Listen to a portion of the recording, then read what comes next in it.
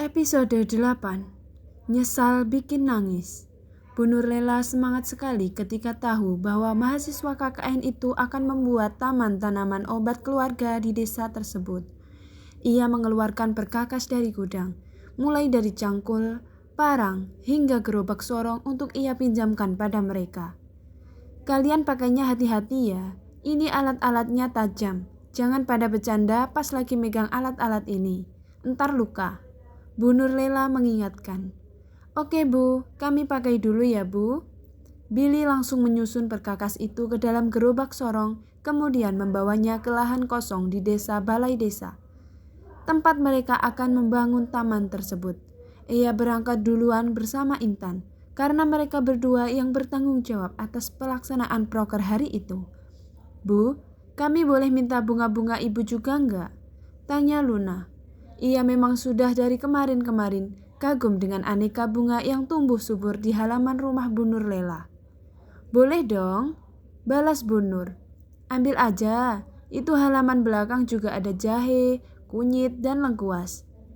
Jangan dicabutin semua Lun, ujar Reva. Iya, gue juga tahu kali, balas Luna. Udah lengkap semuanya? Atlas memastikan anggota yang kelompoknya. Naila belum Atlas, jawab Intan. Atlas mendengus. Sudah tak heran lagi dengan satu nama yang selalu lelet itu. Untunglah sebelum emosi Atlas naik, gadis itu lebih dahulu menampakkan wajahnya. Hari itu Naila mengenakan celana kargo warna army, kaos hitam panjang lengan, dan topi bokat. Outfit gadis itu tidak pernah gagal. Naila terlihat sangat jago memilih pakaian yang sesuai dengan aktivitas yang ia lakukan. Ditambah lagi dengan bentuk tubuhnya yang ideal, sehingga membuatnya terlihat bagus mengenakan pakaian jenis apapun. Tapi saat itu, Atlas tidak fokus pada penampilan Naila. Tatapannya tertuju pada mata gadis itu yang masih tampak sembab. Guys, gue bawa apa nih?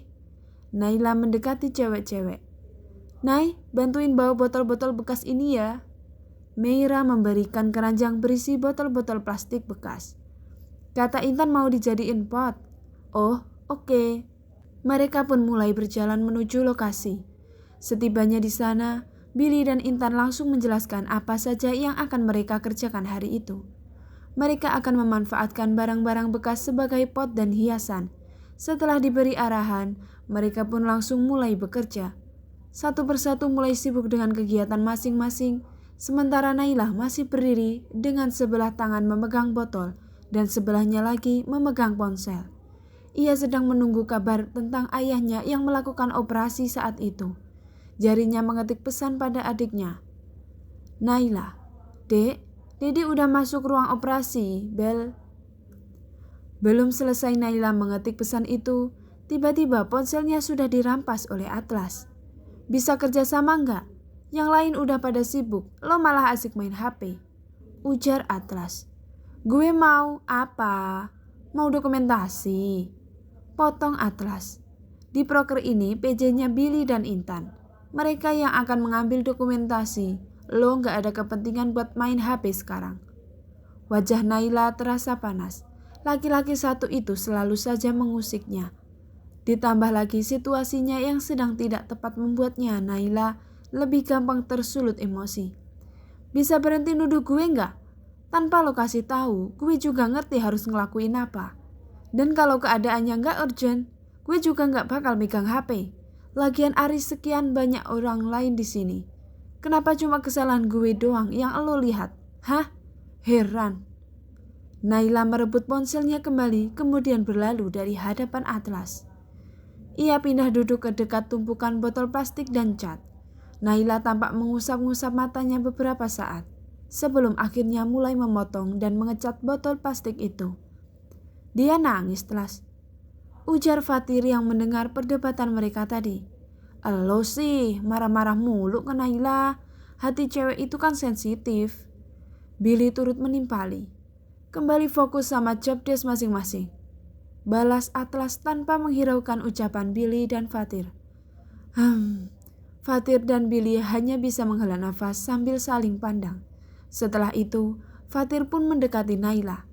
Nay, Yang mana aja nih yang mau dicat? Fatir duduk di hadapan Naila. Naila menghapus air matanya lagi begitu melihat Fatir datang. Gak usah. Ini gue bisa sendiri kok. Lu bantu yang lain aja. Tapi kayaknya jiwa seni gue lebih dibutuhin di sini. Fatir mengambil kuas cat. Naila tersenyum tipis melihat cat putih yang menempel di pipi Fatir. Belum apa-apa muka lo udah cemong aja. Sebelah mana? Fatir mengusap pipinya, tapi itu justru membuat cat di tangannya semakin menempel. Hahaha, malah makin parah. Naila tertawa. Fatir tersenyum tipis sebenarnya ia sengaja mencoreng wajahnya agar gadis itu tidak bersedih lagi. Guys, makan siang bisa diambil di sini ya. Fatir meletakkan dus berisi nasi bungkus di tengah-tengah taman yang sudah selesai mereka kerjakan. Curang banget Fatir sama Meira. Kita pada masak, giliran dia yang piket malah cuman beliin nasi bungkus. Sungut Reva. Gue sih lebih milih dibeliin nasi bungkus daripada makan masakannya Fatir. Takut diare. Balas Intan. Hahaha, bener juga. Sahut Luna. Shh. Lihat tuh, Reva menunjuk pada Yuda dan Salsa yang makan berdua di bawah pohon mangga. Widih, dunia udah kayak milik berdua aja tuh kayaknya. Komentar Luna. Tapi dari awal gue udah curiga sih sama mereka. Pas survei hari pertama, mereka baliknya juga lama kan?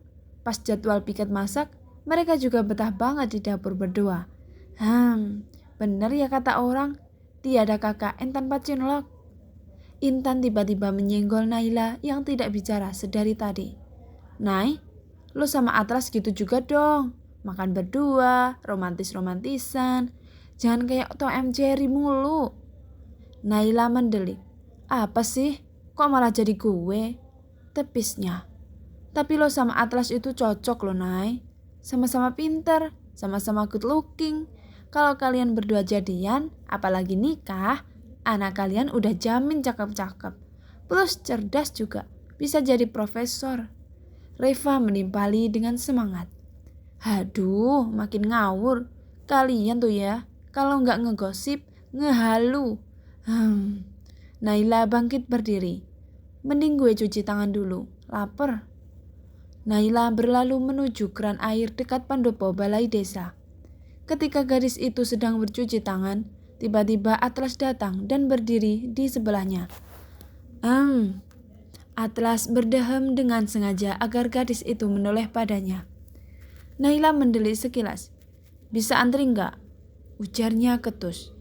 Gue mau minta maaf soal tadi, ujar Atlas. Naila semakin mendelik sambil mengernyitkan kening. Ya, walaupun gue sebenarnya ngerasa lo lebih salah, dan gue sangat wajar negur lo kayak tadi. Tapi karena lo pakai nangis segala, ya udah, anggap aja tadi gue yang kelewatan. Lanjut Atlas. Lo niat minta maaf nggak sih? Kalau nggak niat mending gak usah deh. Nggak jelas banget. Naila lanjut membersihkan kotoran di tangannya. Intinya gue udah minta maaf ya. Gue sebenarnya juga malas berantem mulu sama lo. Gue nggak pengen ada ribut-ribut. Gue pengennya tim ini kompak. Jadi kalau bisa semua masalah yang ada tuh diselesain. Naila berlalu pergi tanpa mengindahkan ucapan Atlas. Hais, benar-benar tuh cewek. Orang belum selesai ngomong udah main cabut aja. Atlas mendumbel kesal kemudian memilih mencuci tangannya juga. Sekalian ia hendak membersihkan wajahnya yang terasa berminyak karena panas-panasan sedari tadi. Sementara itu, diam-diam Naila menoleh ke belakang. Ia masih heran kenapa Atlas tiba-tiba minta maaf. Padahal biasanya cowok itu tidak pernah mau kalah. Heleh, ngaku gentle tapi kenapa sedikit langsung perawatan. Cibir Naila begitu melihat Atlas mengeluarkan produk facial foam dari saku celananya.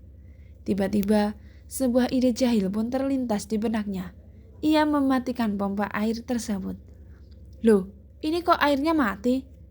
Atlas panik sendiri ketika keran di hadapannya tidak menyala. Apalagi saat itu wajahnya sudah dipenuhi busa sabun. Ais! Atlas menahan perih di matanya. Bill, Bill, tolong ambilin air mineral. Ini kerannya tiba-tiba mati. Atlas berseru minta tolong pada Billy. Sementara Naila justru tertawa puas. Kemudian memilih kabur. Terima kasih yang udah nonton.